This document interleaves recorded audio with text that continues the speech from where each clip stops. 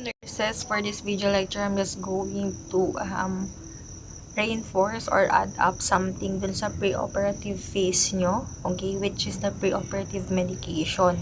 Kasi hindi ko siya na-discuss doon sa part 1 ng ating video lecture. So, be informed that your preoperative medication is generally administered 60 to 90 minutes before the induction of the anesthesia, or approximately 1 hour to 1 hour and 30 minutes before tayo magbigay, before yung anesthesiologist magbigay ng anesthesia kay patient.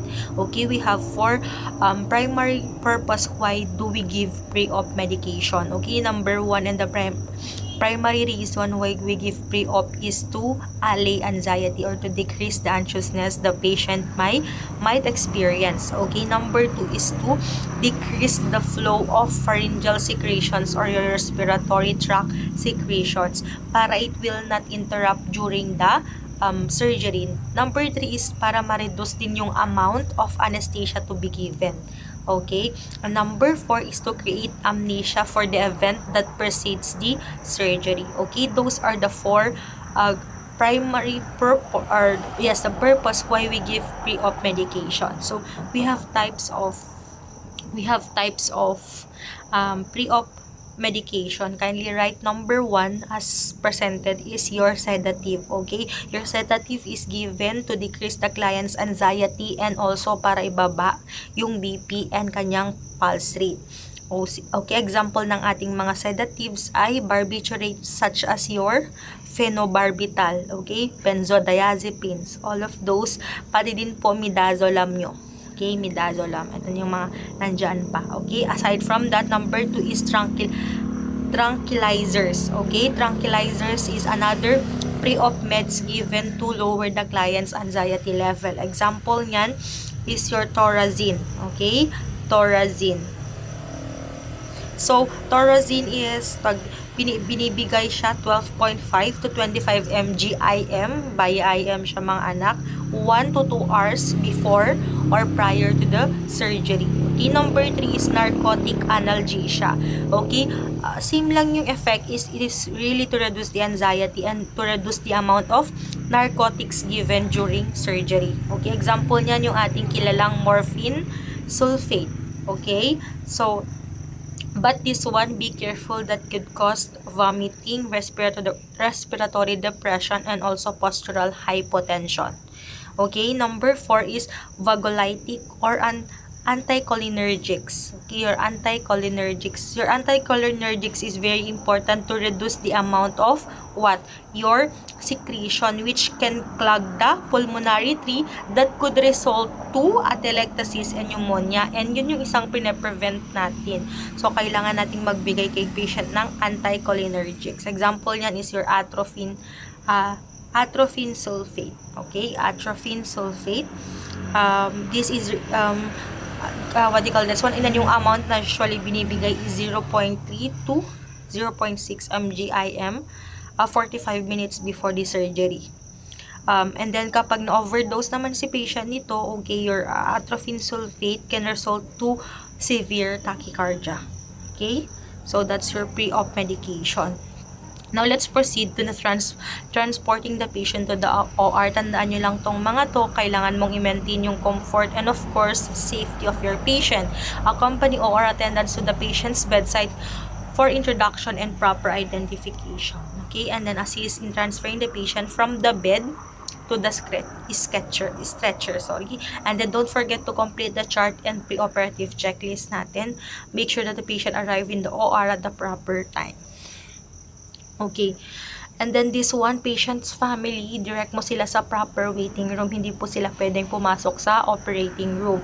And then, kasabihin din sa family that the surgeon will contact them pagkatapos ng surgery. Okay, and then don't forget also to explain the reason for long interval of waiting. Okay, such as yung pagbigay pa kasi ng anesthesia, i-prep mo pa yung skin. Okay, and many more. Tell the family also what to expect post-operatively when they see the patient.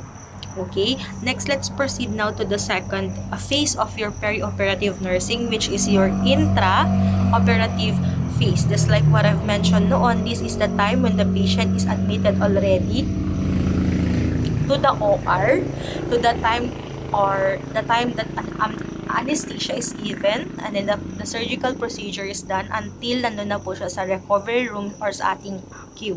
Okay, and we have 4 goals for our intraoperative. Okay, tandaan nyo lang yung SH natin. Okay, we need to maintain a sepsis or the condition where there, in which node living disease-causing microorganism are present, or in simpler terms is absence of microorganisms. Okay, homeostasis or the balance, steady internal, physical, and all other aspect of the body. Okay, and then safe administration of anesthesia, because sa isang pagkakamali mo lang sa pagbigay ng anesthesia, that could cause further damage or problem to your patient. And your hemostasis, okay, that's the process in preventing and stopping bleeding, kasi hindi natin yan may pagkakaila since we're talking about surgery. Okay, now let's proceed to the next one. Okay, so meron tayong tinatawag palang surgical suite, okay, or it is the controlled environment designed to minimize the spread of infectious organism. Okay, your surgical suite. And then this one is divided into 3 distinct areas. That's your unrestricted, semi-restricted, and restricted. So I've discussed that sa previous video lecture, but I want you to i-recall ko lang that your unrestricted area are areas typically includes the point of entry for patients. So, dito yung mga holding area nyo, locker rooms, okay? So, in here, sabi ko dun sa video lecture ko, street clothes are allowed here. Unrestricted pa lang naman siya. But when we say semi-restricted na, includes the peripheral support areas and the corridors. Okay? And then, tandaan nyo that only authorized personnel are allowed to have an access in this area. Okay? So, all personnel in the semi-restricted area must wear surgical attire and cover all the head. Okay? And then, for the last part naman, the restricted area, okay, it is already the OR. Okay, and then it includes your scrub sink areas, and in here you need to wear surgical attire, cover all head, and then may plus mask na siya, kailangan mong nakamas na dyan. Okay, and then meron din tayong tinatawag pala, everyone, na kindly add it na lang ha, yung ating holding area. This is a special waiting area inside or adjacent to the surgical suite. Okay, in here minor procedures can also be performed, such as example pag insert ng IVF natin or intravenous fluid. Okay, aside from that, removing cast and even drug administration. Okay, so now let's proceed to the next one, the environmental safety. So we need to also consider the size of the procedural room, usually rectangular or square in shape, and then this is the ideal shape of your OR. Okay, next, the temperature and humidity control. The temperature, just like what I've said, should be maintained in this we call this temperature, and then the humidity level between 50 to 55% at all times. And then next, let's proceed to the ventilation and air exchange system. So should be at least 25% exchange every hour, and 5 of that should be fresh air. Okay, and then dapat high filtration particulate filter working at 95% efficiency is recommended. Okay, and then next, let's proceed sa electrical safety naman po. Faulty wiring, excessive use of extension cords, poorly maintained equipment, and lack of current safety measures are just some of the hazardous factors that must be constantly checked. So this one it's the responsibility of your circulating nurse. Okay, all electrical equipment, new or used, should be routinely checked by qualified personnel. Okay, and then for your communication systems, kasi sa loob ng OR na minimize lang dapat ang what do you call this one, pag-usap, bawal ang chismisan doon, bawal ang maingay. Okay, kasi droplets from your kahit naka-mask of bawal din magtawanan doon. Kaya nga minsan is sign language na lang yung ginagawa ng doctor, and the scrub nurse must be knowledgeable enough to identify kung ano yung gustong ipaabot ng doctor. Okay? So this one, infection control measures, operating room attire, just take a look of this also. Scrub suit dapat short sleeves and tuck to the pants. Okay? And then headgear must be worn before the scrub suit. So headgear muna before ka mag-scrub suit. So, and then show cover, use when the change when the chance of becoming soiled with solutions. And then surgical mask, don't forget, is worn at all times while on the procedure rooms and semi-restricted area. Should be enough to cover the nose and your mouth. And then your sterile gown, and also yan, cap, mask, gown, and gloves is the sequence of wearing the operating room attire. Cap muna, mask natin, gown, tsaka tayo mag-gloves. Okay? So, na-discuss ko na din to, the surgical team. So, the surgical team, meron tayong mga sterile and your unsterile, or unsterile na personnel, di ba? Ang sterile team natin is your doctor, the assistant of the surgeon, and then the scrub nurse. On the other hand, yung mga unsterile naman will be the circulating nurse, the anesthesiologist, and the nurse anesthetist, diba? Yung anesthesia care provider na, kasi kapag anesthesiologist, that's the physician with specialty in anesthesiology. Pero when we say nurse anesthetist naman is a RN siya and has graduated from accredited nurse anesthesia program. Okay? So, meron siyang special or nag-aral siya additionally. Okay? And then, aside from anesthesiologist or nurse anesthetist, circulating nurse, pati din po biomedical technician, and then some book says also, meron din po tayong ancillary or paraprofessionals. Okay? So, yan.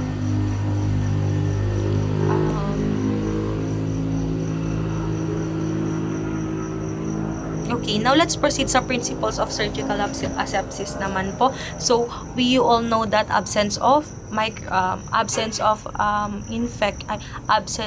disease due to microorganisms, that's your asepsis. Okay, sterile object means maintain sterile only when touched by another sterile object, and then only the sterile object may be placed on the sterile field. So therefore, we are not allowed to put the packages of your gloves, okay, because it's not sterile. Okay, a sterile object or field out of range, o yan, kung kapag hindi mo nakikita or it's below your waist or above, super above naman ng head mo, that's considered contaminated. When a sterile surface comes in contact with a wet, contaminated surface, a sterile object or field becomes contaminated as well due to your eye, through the process of your capillary action, and then also fluid flows in the direction of gravity. Okay? And then the edges of your sterile field is considered contaminated kapag 1 inch na siya. Okay, next. Before an operation, it is necessary to sterilize and keep sterile all objects, materials, and supplies that come in contact with the surgical site. And then every item handled by the surgeon and the surgeon's assistants must always be sterile. Okay, yan. And then, the patient's skin and the hands of the members of the surgical team must be thoroughly scrubbed, prepared, and kept as aseptic as possible. And then, during your operation naman, yan, dapat naka-sterile gown and glove and must not touch anything that is not sterile. Okay? Yan. Maintaining sterile technique is a cooperative responsibility of the entire surgical team. Kaya nga nak, kung hindi ka sure kung na prick ka or hindi, tawag nito, nabutas yung gloves mo, mas sure po or sabihin mo sa doctor and then mag-change ka na or mag-double gloving ka na. Okay, sabi niya, each member must develop what we call surgical conscience, a willingness to supervise and be supervised and be supervised by other regarding the adherence to standards. Okay? Or yung surgical conscience din po, it is the attention to aseptic principles during the perioperative period. Okay? So, now let's differentiate your medical and surgical. I know you already know that one. When we say medical, that's your clean technique. Kapag surgical, sterile technique. And then kapag medical na, okay, we're just reducing the pathogen. On the other hand, kapag surgical, we're totally eliminating all the pathogens. These are the instances wherein we're going to use medical asepsis, medication administration, enemas, tube feeding, and then daily hygiene. Kapag mga ito, dressing changes, particularly kapag mga deep tissues, yan ang gagamitin natin, catheterization, and all surgical procedures. So, this one are additional only in surgical incision para aware lang kayo. I wasn't able to provide picture na Okay, we have butterfly. This is used for craniotomy. For eye surgeries naman, limbal. Elliptical kapag breast surgeries. Okay, and then gallbladder and biliary tract surgery, subcostal. Paramedian, yan. Transverse for gastrectomy, rectus, yan po. McBurney for appendectomy. So, para alam nyo kung anong type of surgical incision yung ginagamit, that's your McBurney. Okay, and then the rest. And then for your position during surgery, this is alam ko na discuss ng sobra, okay, during your what do you call this one? During your health assessment, dorsal recumbent, okay, i-expose mo kasi yung genital area ni patient. Trendelenburg for pelvic surgeries. Litotomy naman, vaginal repair, yan. And then, of course, prone spinal surgery, laminectomy, okay? Jackknife position, rectal procedures. Ganyan po ang jackknife position. And then reverse Trendelenburg, of course, that's your upper abdominal, head, neck, and your facial surgeries. Okay, now let's proceed sa anesthesia na po tayo. Okay, anesthesia, tandaan nyo that it is the art and science of inducing narcosis or your deep sleep. Aside from that is amnesia or memory loss. Aside from that is analgesia or the loss of sensation. And of course, this is the time when your muscles relaxes and your reflexes nawawala na po sila. Okay? So, we have 4 levels of sedation. Okay, 4 levels of sedation and analgesia. Kindly write it. I wasn't able to put sa PowerPoint. Number 1 is your minimal sedation wherein the patient responds normally.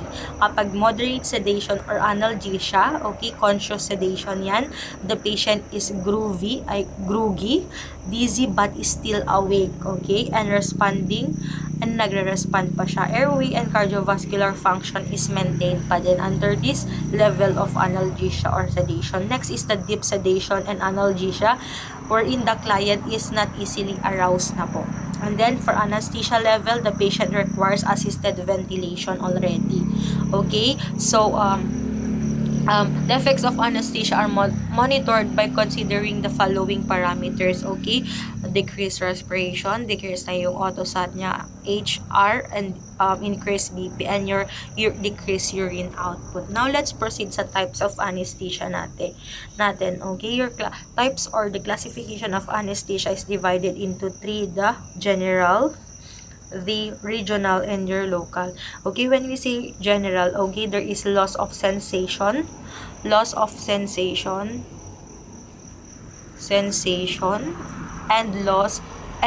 of consciousness. Aside from that, skeletal muscle relaxes, and also possible impaired ventilatory and cardiovascular function. Okay, your general anesthesia is para saan? Okay, this is this is indicated for number 1 for surgeries which require skeletal muscle relaxation. Okay, so kapag kailangan yung mga skeletal muscles natin mag-relax, general anesthesia ang ibibigay. Aside from that is kapag si patient are extremely anxious and uncooperative, so general anesthesia ang ibibigay natin. Okay, aside from that is for patient who refuse or are contraindicated with local or regional anesthesia.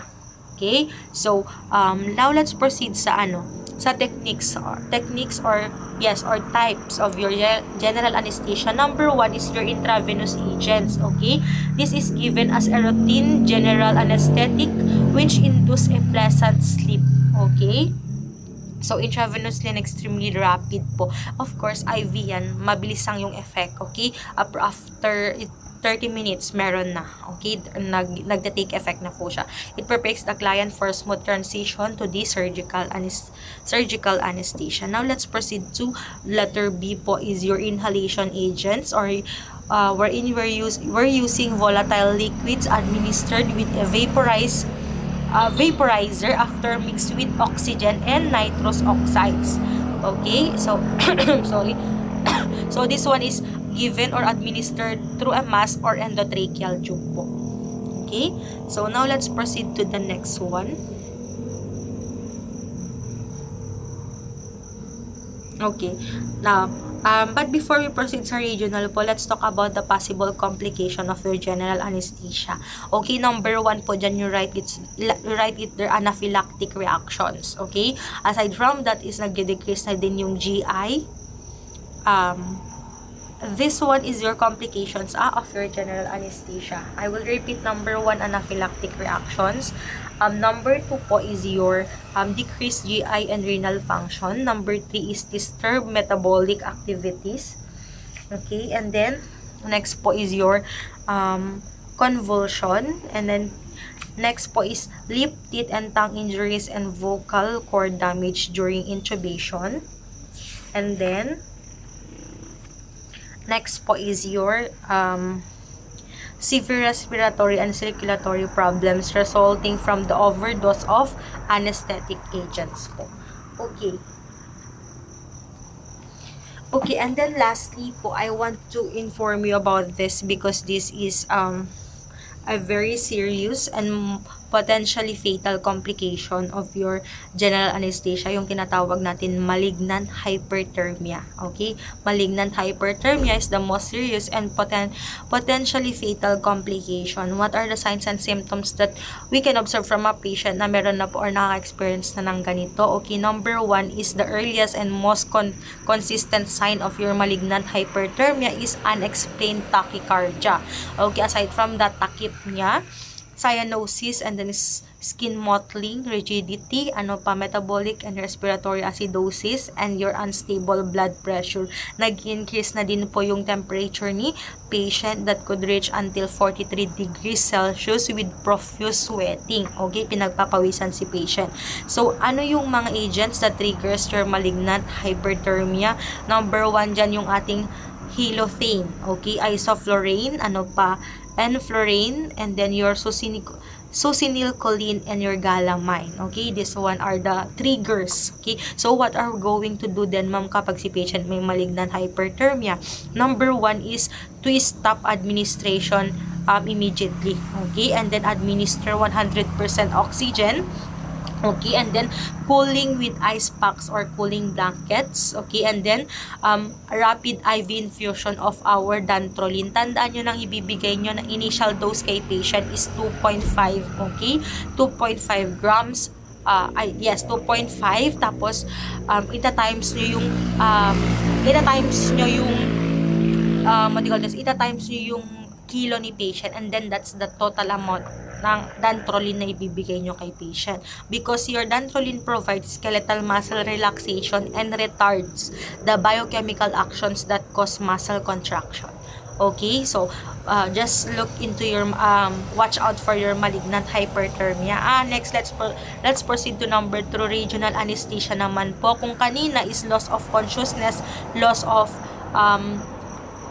your consciousness and sensation sa general. Kapag regional naman po is just loss of sensation to a region of the body without the loss of consciousness. Okay, so this one is administered into or around a specific nerve or group of nerves. Okay, so kailan po binibigay ang ating regional anesthesia or the indications of this? Number 1 is during biopsies. Okay, aside from that is kapag there is endoscopy and surgeries that involves your GIT and your GUT. Okay, so we have types of your regional anesthesia, mga anak. Okay, number 1 there. Okay, number 1 there is your topical anesthesia applied directly to the skin and mucous membrane, open skin surfaces and wounds and burns. Okay, this one is readily absorbed and act rapidly. Used topical agents are lidocaine and benzocaine. Okay, now let's proceed to the next is spinal anesthesia or your subarachnoid block. This one is injected through your lumbal puncture between your L2 and sacrum 1. Okay, anesthetic agent is injected into the subarachnoid space surrounding the spinal cord. So yan, low spinal, mid spinal, and your high spinal. Okay, so an example agents used are procaine, tetracaine, lidocaine, and your Vaccine. Okay, now let's proceed. Letter C sa epidural anesthesia naman. This is achieved by injecting your anesthesia into your epidural space by way of lumbar puncture. Okay, ano ang example niyan? That's your chloroprocaine, lidocaine, and your bupivacaine. Parang same lang din sila. Okay, the differences is kung saan mo siya lang i-inject, saan mo siya i-administer. Okay, your peripheral nerve block naman is achieved by injecting a local anesthetic to anesthetize the surgical site. Okay, so yan, example ulit. Next, let's proceed to the next one is intravenous block or your bear block. Often used sa arm natin in wrist and hand procedures. Okay, an occlusion tourniquet is applied to the extremity to prevent infiltration and absorption of the injected IV agent beyond the involved extremity. Okay, so now let's proceed to the caudal anesthesia. Ito naman, produced by injection of the local anesthetic into the caudal or sacral canal. When we say field block anesthesia naman, okay, ito naman binibigay to the area proximal to the planned incision. Okay? Now, let's proceed to the stages of your anesthesia. Okay? Let's proceed to this. Nalipatan ko. Sorry. Number 3 pala is your local anesthesia. When we say local, it involves injecting the local anesthetic directly into the surgical area to block the pain sensation on a limited part of the body. Okay, localized lang siya. When we say region kasi, region, for example, is your upper extremity. Okay, or upper body and then lower body. Ganyan. Pero kapag local, it's just a specific part of the body. Okay, this one, kailan, or indicated siya sa number 1 for patient who are less and anxious. Okay, and then next is for ambulatory surgeries and surgeries that are performed in just a short time. Yung mga short duration na surgery lang po. Okay, number 3 surgeries that does not require unconsciousness or extreme muscle relaxation. Hindi naman kailangan na ma-relax yung ng totally yung muscle or yung area na yan. Okay, kaya you can just give local anesthesia. Okay, now let's proceed to the stages of anesthesia naman po tayo. Stages of anesthesia, okay, we have the induction, extends from the administration. Pagbigay mo ng anesthesia to that time that the patient already lost his or her consciousness. Maintenance naman po is when the anesthesia is maintained, patient is unconscious or numb throughout the procedure. Okay, during the procedure na to. Kapag emergence naman is the process of waking up from the anesthesia as the agents are reduced or stopped. Or kapag nawala na yung effect, okay, emergence. Kapag recovery, it is when the patient regains the full consciousness and normal sensation. Okay, now let's proceed to the complication and discomforts of your anesthesia. Okay, number 1 po dyan, hindi po mawawala yung ating hypoventilation. Okay, or yes, this one is due to the inadequate ventilator support after paralysis of the respiratory muscles and ensuing coma. Okay, hypoventilation. Hindi enough, okay, or yes, hindi enough yung naibigay sa kanya na ventilator support. That's why yung nagiging effect or complication niya is nagkakaroon si patient ng hypoventilation. And then next is your oral trauma. Oral trauma or pagkakaroon ng broken teeth or the trauma of your pharynx, your larynx, ganyan. Possible that is due to the difficult endotracheal intubation. Kasi once po na the patient have problem with breathing during the surgery, okay, magbibigay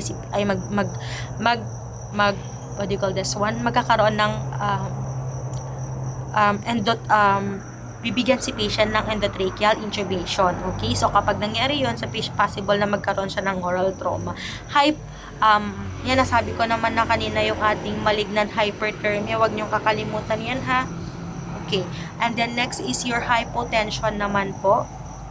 Hypotension is due to the preoperative hypovolemia or untoward reaction to anesthetic agent. So, very important po na kailangan na si patient meron po siyang enough fluid, okay, and then volume sa katawan before the start of the the start of the procedure. Next is your cardiac dysrhythmia, okay.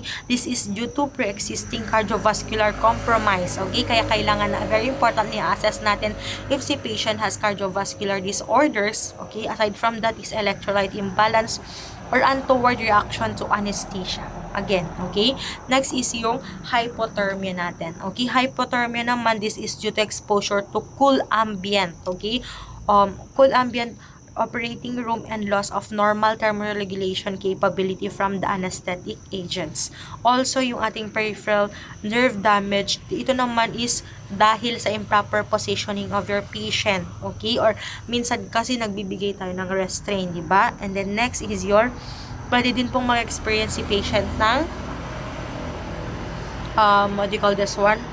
Nausea and vomiting. Okay, your nausea and vomiting kasi this is a side effect of the anesthetic agent. Okay, so what will be your nursing intervention then, ma'am, is to give an antiemetic as ordered po. Okay, and then aside from that is anticipate nausea if client becomes hypotensive.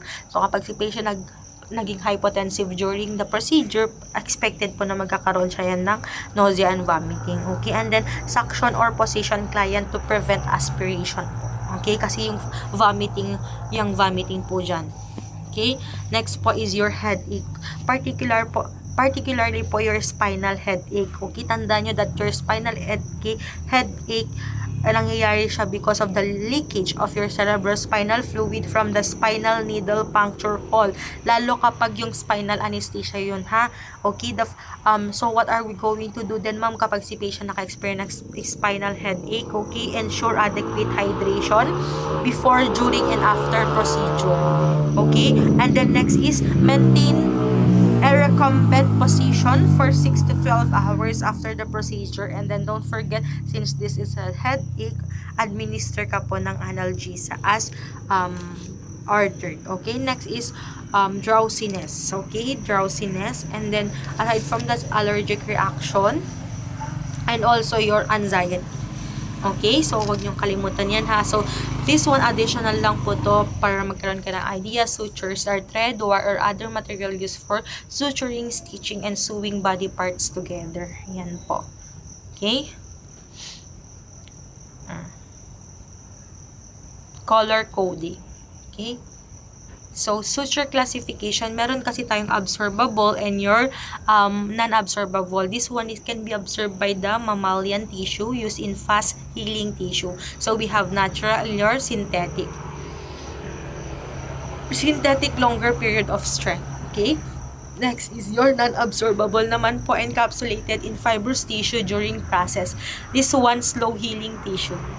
We have again natural and artificial. Okay? So, para magkaroon lang kayo ng idea, okay? And then, mayroon din tayong interrupted sutures, okay? Individual stitches placed separately, allowing for precise. Kapag hindi ako nakapaglagay kasi ng picture, just mag-search na lang kayo. Interrupted sutures, continuous sutures, para mapag-differentiate nyo to. Okay? Ito kasi individual stitches. Ito single thread that runs along the wound in a series of loops, providing uniform tension. Okay? And then, subcuticular sutures naman yan, beneath the skin surface. Cosmetic closure to minimize scarring. Para sa mga cosmetic, para hindi po masyadong halata. Staples naman yung parang stapler, okay, sometimes used instead of sutures for quick closure. Okay, yan. And then nursing activities during your intraoperative period, okay. Number 1 is activities providing for patient safety. Yan. And then maintenance of aseptic environment, since ito nga din yung mga goals natin kanina. And then dapat the equipment are properly functional. Okay, surgeons dapat providing surgeons with specific instruments, supplies for your surgical field, completing the documents and proper positioning of your patient, okay, para hindi po siya magkaroon ng untoward complication, di ba? Sabi ko kanina, the patient could experience peripheral nerve damage due to improper positioning and also acting as scrub and circulating nerves. Now, let's proceed sa post-operative phase naman po. So, I've mentioned yan, sabi ko, post-operative phase begins when the client is admitted to the recovery room or your PACU and extend throughout the follow-up, discharge, and then dun sa follow-up or clinic evaluation. So what are our nursing goals naman po sa ating post-operative phase, you just write it there. Number 1 is to maintain adequate body system functions. Okay, kasi of course when we inducted your anesthesia, a lot of alterations happen to the different systems of the body. So kailangan nating ma-maintain and then maibalik yon. Okay, and then also restore homeostasis. Number 3 is alleviate pain and discomfort, and then prevent post-op complication, and of course ensure adequate discharge planning and teaching. Okay, so what are the hindi ko ata nalagay dito. You just write it mga anak, what are the nursing care of clients during the immediate post-operative recovery or dun sa ating PACU. Okay, alam niyo naman na yan pala, post-anesthesia care unit. Okay, so number 1 you write it there is the admission of the client to recovery area. So number 1 na gagawin nyo is you position your patient to promote patent airway and prevent aspiration. Yun yung una. Number 2 is avoid exposure of the client para ma-protect naman yung privacy niya, and also to prevent chills. Okay, and then number 3, avoid rough handling, okay, of the patient. Okay, this could affect his or her comfort din kasi mga anak. And also is avoid hurried movement and rapid changes in position. Wag mong, di ba, syempre katatapos lang ng operation, tas galaw-galawin mo siya ng sobrang malala. Okay, that could cause hypotension to your patient. And then number 5 is don't forget to perform baseline assessment natin. Okay, so kailangan natin i-check yung vital signs, si status of respiration, pulse ox niya, okay, general color of your patient, neurologic status, yung level of consciousness niya, GCS, okay, type and amount of fluid infusing, ano yung IV fluids niya, okay, kung meron bang ongoing blood transfusion, and also special equipment and the dressing of your patient. Okay, and then number 6 is determine specific regarding the operation from the operating room nurse. Okay, so kailangan mong client overall tolerance of the surgery, yun yung number 1. Type of the surgery performed, dapat i-note mo yun, ano yung anesthesia na binigay kay patient. Okay, result of the procedure, was the condition what was the condition corrected, na itama ba, okay, and a specific complication to watch for, and also the status of fluid intake and urinary output. And also don't forget to check into the post-operative complication. So tandaan nyo that the client's respiratory status is the priority concern in admission to the operating room and throughout the post-operative recovery period. Okay? Tandaan nyo yun ha, respiratory status is the priority concern. Okay? So, what are the nursing management during recovery? Andito na ba tayo? Check ko nga.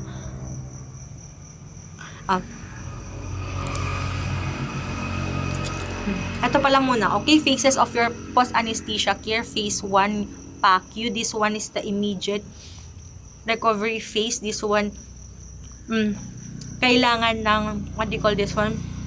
Matinding observation kay patient. Nurse provide every 15 minutes monitoring, okay? Must be prepared to assist in your intubation and in handling other emergencies that may occur. Pero kapag phase 2 na siya, okay, this one is for those patient na less frequent observation na siya, okay? The patient is prepared to discharge, okay? Discharge dun sa PACU. Okay, now, yan. Admitting patient to PACU. Yan po. Kindly read it na lang ha. Okay, yan. Assessment and nursing management in the PACU. Skilled assessment of blood, autosat, yan. Pulse rate, nature of respiration, skin color, LOC. Okay, yan. Every 15 minutes monitoring. Airway, patency, and respiratory function is evaluated first. Okay? Now, let's proceed sa post-operative management. Okay, number 1 is to ensure maintenance of patent airway and adequate respiratory function. Yan, nak. So, paano mo siya gagawin para meron siyang patent airway? Position your patient laterally with neck extended or back with the head turned to the side to prevent aspiration. Okay? And then, leave airway in place until gag reflex has returned. Okay? Aside from that is to maintain the cardiovascular activity naman po by monitoring the vital signs every 15 minutes until condition is stable. And then, what do you call this one? You need to observe the patient for the presence of cool extremities. Okay, aside from that, decreased urine output, slow capillary refill, tachycardic ba si patient, narrowed yung pulse pressure niya. These are indication of decreased cardiac output, mga anak. Okay, aside from that, kailangan din nating i-maintain yung adequate fluid status niya. Okay, by what? Evaluating the blood loss in the surgery and response to fluid replacement. Okay, and then assess din natin yung amount of drainage or drainage in the collecting containers if meron, and also the gastric drainage in the nasogastric tube if it is in place. Okay, so tandaan nyo that when client is vomiting, prevent aspiration by positioning your client in the left and suctioning if appropriate. Okay, kapag si patient nag-vomit, anong gagawin nyo?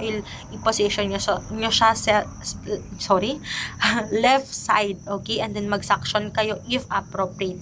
Okay, aside from that, kailangan din nating i-maintain yung incisional areas na wound care. Okay, incisional area. So, we need to evaluate the amount and character of drainage from the incision and drains. Okay? And then, check natin and record the status of your tawag kapag may hemovac siya or your Jackson Pratt. Okay, Penrose or any other wound drains. And then, tandaan nyo that serosanghious drainage is normal during the first 24-hour post-op. Okay? Serosanghious drainage. Okay? And then also, kailangan din natin i-maintain yung psychological equilibrium ni patient. Okay? We need to speak to him calmly in an unhurried manner. Okay? Maintain a quiet and restful atmosphere. Also, promote comfort kay patient and maintain proper body alignment. Okay? And then, what are the criteria? Client meets criteria to return to room. So, these are the parameters kung madi-discharge na ba siya sa PACU o sa RR. Number 1 is your activity. Hindi ko ata ito nasulat dito. Okay, number 1 is your activity. So, dapat the client is able to obey commands. Okay? And then, may deep breathing and coughing. Okay, active yan. And then, respiration is the client has easy, noiseless, okay, breathing, and he is able to maintain patent airway without assistance. Okay, number 2 yon. Activity, respiration, and then circulation. Okay, circulation is the blood pressure is within what do you call this one, higher than 20 mmHg of the pre-operative level. And then also C, so tandaan nyo yung arc tapos 3 square. And yung unang C is your circulation, number 2 is your consciousness. The client is awake, responsive, and reflexes have returned. Okay, and then lastly is the color. So the client has pinkish skin and the mucous membrane. So yan.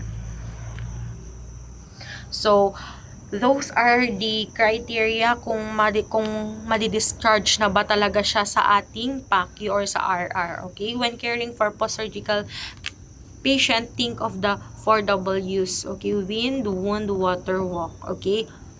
Wind, prevent respiratory complication. Wound, prevent infection. And your water naman, i-monitor mo yung INO ni patient, and walking to prevent thrombophlebitis. Okay? Now, let's proceed to your, the post-operative complications. Okay? Wait lang, let me check. Post-operative, sakit.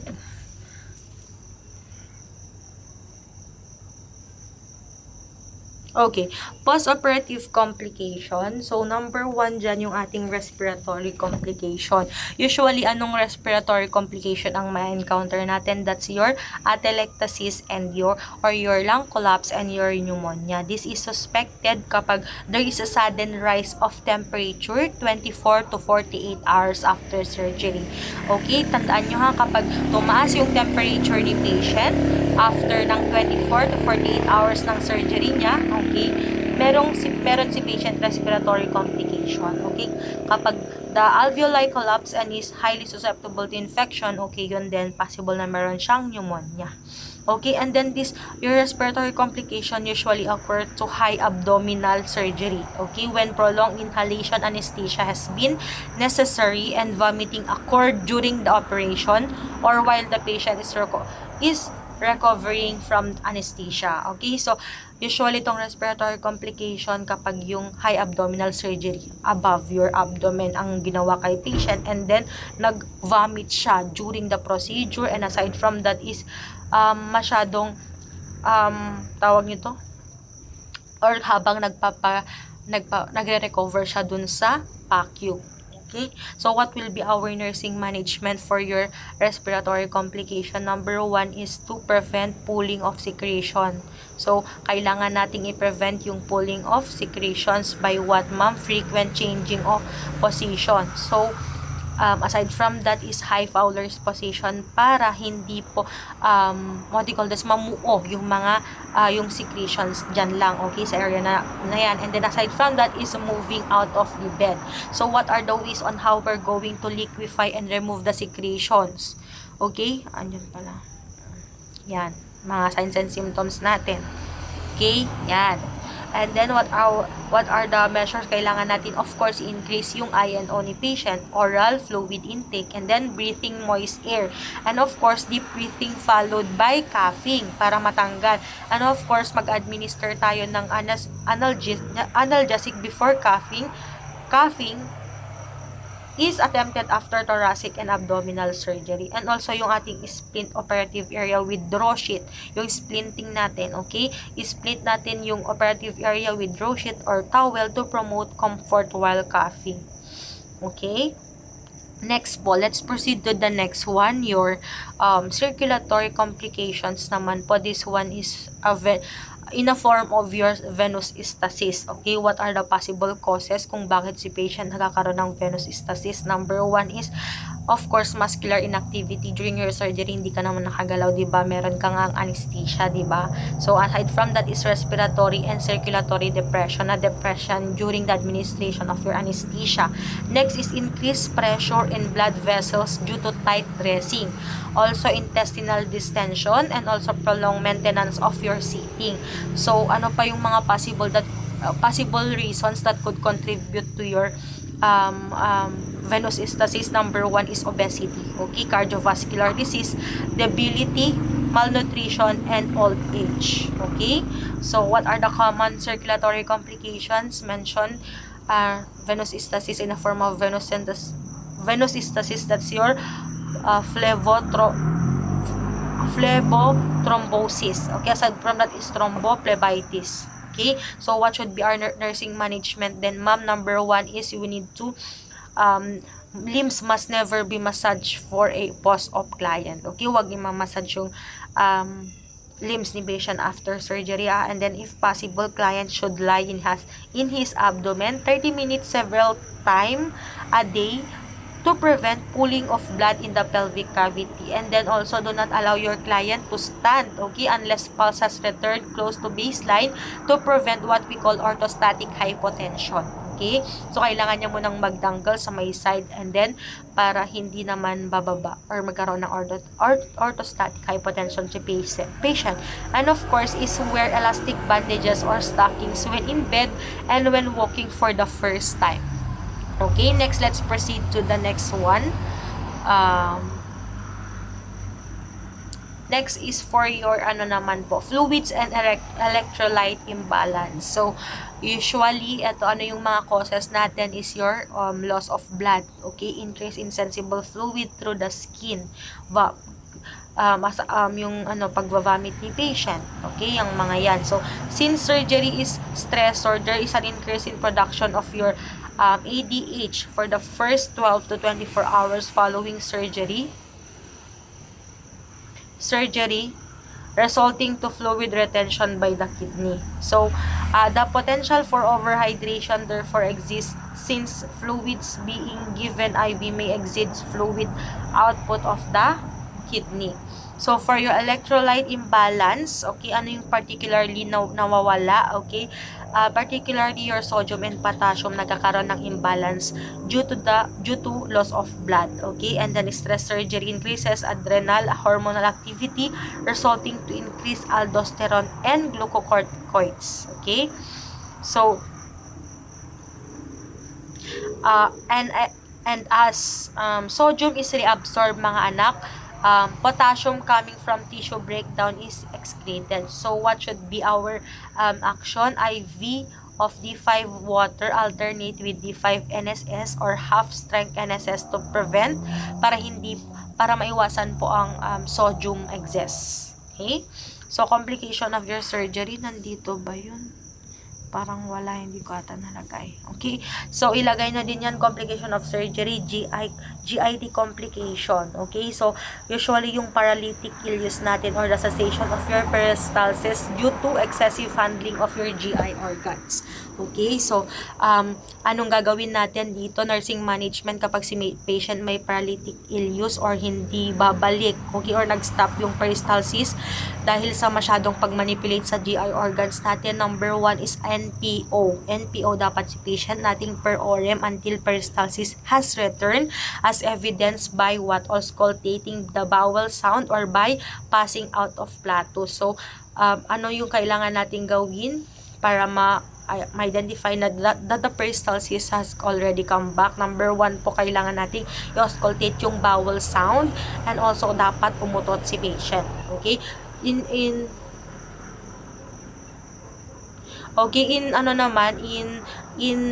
Kapag si patient naman po naka-encounter ng vomiting, okay? So, anong gagawin natin? Position the client inside to prevent aspiration, okay? And also, when vomiting has subsided, give ice chips, okay? Sips of ginger ale or hot tea or eating small frequent amounts or dry foods thus relieving nausea. Okay, yan ang tandaan nyo, nausea and vomiting. Dapat ice chips, sips of ginger ale or hot tea, a small frequent amount of dry foods, and also ayun, and then administer din ng anti-emetic drugs. Okay, example yun ng ating trimethobenzamide and your prochlorperazine. Okay, so with the presence of abdominal distension naman po, kasi bakit ma'am nagkakaroon na abdominal distension? Kasi there is accumulation of non-absorbable gas already doon sa ating intestine.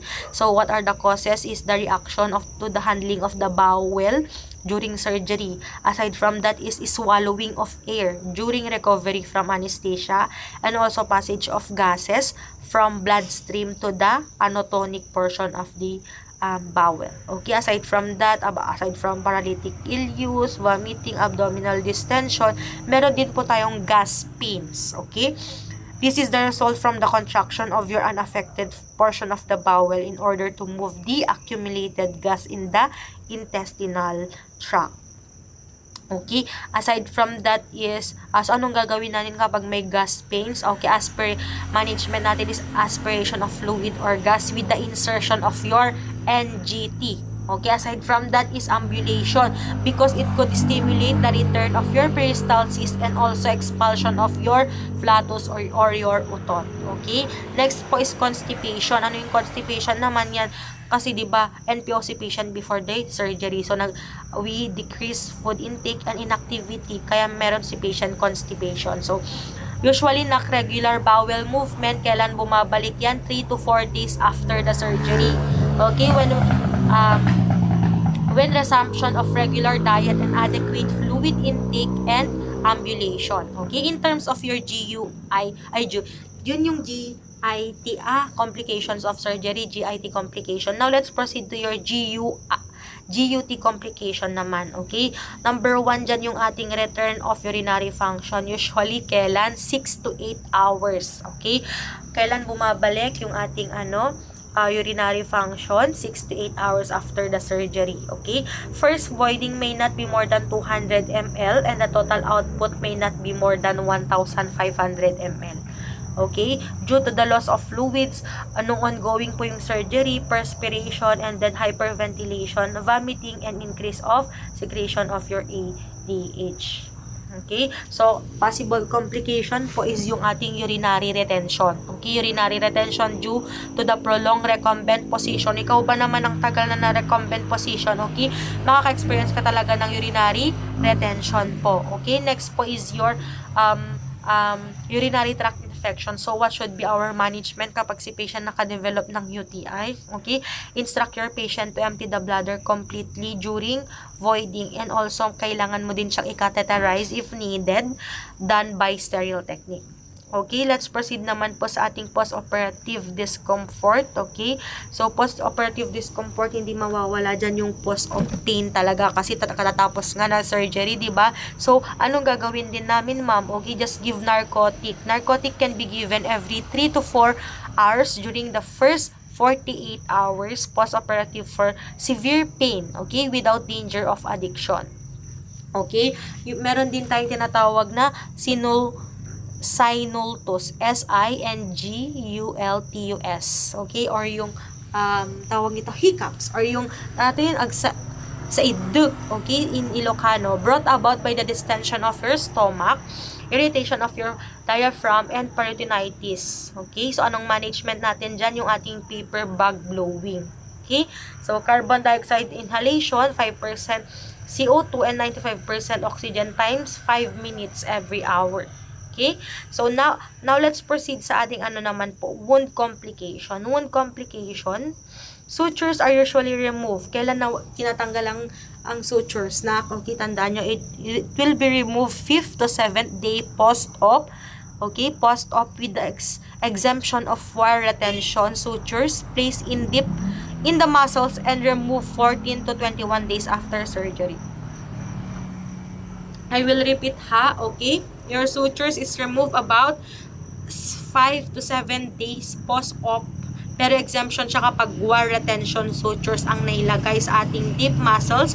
Yun nare-remove siya 14 to 21 days after surgery. Okay? Next is hemorrhage from the wound. Okay? Most likely to occur within the first 48 hours post-op or as late as 6 to 7 day post-op. Okay? So, ano yung causes? Hemorrhage occurring soon after operation, mechanical ano yung causes niya? Mechanical dislodgement of the blood clot or caused by reestablishment blood flow through the vessel. Okay? So, hemorrhage after few days, that's the sloughing of the blood clot or of the tissue. And aside from that, it is infection din. Okay? So, yan, what should be our assessment? Okay, assessment, ma-observe natin kay patient is bright red blood, decreased BP, ano pa? Okay, ano pa is increased PR, kaya tachycardia yung nailagay ko dyan. Tachycardia. Okay, and then restlessness, pallor, weakness, cold, and moist skin. Okay? Next po is ating infection. Okay? Sa ating infection naman po, ang pinaka-primary cause ng ating infection is Streptococcus and Staphylococcus. Okay? Assessment usually kapag sa infection is 3 to 6 days after surgery. Meron din 3 to 6 days after surgery. Okay? And then may low-grade fever si patient and wound becomes painful and swollen. And also, there may be purulent drainage in the dressing. Okay, now let's proceed. Yan, assessment frequently post-op, the skin color and temperature, capillary fill, pati urine output. Okay, next let's proceed to what they call this one, dehiscence and wound infection. Yan, staphylococcus and plain sinasabi ko na. Okay, yung ating wound dehiscence naman po and your evisceration. So, tandaan nyo na kapag wound dehiscence na partial or complete separation of the outer layer of the wound. So, in what they call this one, your wound dehiscence is also known as your wound disruption. So, yung bubuka lang po yung sugat. Okay, bubuka. Pero kapag sinabi kasi natin, so, ayan. Pero kapag sinabi kasi nating evisceration later, it is a protrusion of the abdominal viscera na through the incision and onto the abdominal. Okay? Kapag wound dehiscence na, anong implementations natin kapag immediate care, assess the wound, keep the area clean, and then pain control and moist dressing, and then monitor for infection, nutritional support, and patient education, follow-up care. Pero kapag evisceration kasi na, sabi ko nga, total separation of the layer and protrusion, okay, lalabas na of the internal organ or viscera through the open wounds. Ano yung mga possible causes niyan natin? Is poor suturing technique, distension, excessive vomiting, coughing, dehydration, and infection. Yan po. So, yan ang mga implementation. So, assessment din po natin on both your evisceration and your dehiscence is like a complaint of giving sensation in the incision, yung parang may lalabas, something ganon. And then, sudden profuse leakage of fluid from the incision. So, kapag ito na-observe nyo kay patient, okay, possible that the patient could experience evisceration or wound dehiscence. And then, mapapansin mo dun din sa dressing ni patient, masyado siyang saturated with clear and pink drainage. So, what should be your management, everyone? Number 1 is to place your client to a low Fowler's position. Alangan naman na high Fowler's, edi mas lalong mag-open yan. So, low Fowler's position. Instruct the client not to cough, sneeze, eat or drink, and maintain quiet until the surgeon arrives. And then lastly, napaka-importante na, for protruding viscera, should be covered by warm, sterile saline dressing. Okay, yun ang tandaan nyo ha. Yan. Next, let's proceed to the discharge instruction. So, hindi ko nilagay na dito na, you just write it ha. Discharge instruction, early discharge which has become common, typically increases client teaching needs, okay? And then be sure also as nurses to provide information about wound care, okay? Paano niya alagaan yung sugat or kung saan siya naoperahan. Next is activity restriction, what are the things he or she is required na gawin at hindi gawin. Next is dietary management, medication administration, and also symptoms to report and follow-up care. So, kailangan niyang pumunta kung ano man yung day ng follow-up niya. And also, the client recovering from same-day surgery or yung tinatawag nating outpatient surgical unit must be in stable condition before natin sila discharge. And also, this client must not drive home. Make sure a responsible adult takes the client home. Okay? So, yun yung mga discharge teachings natin kay patient dapat natin.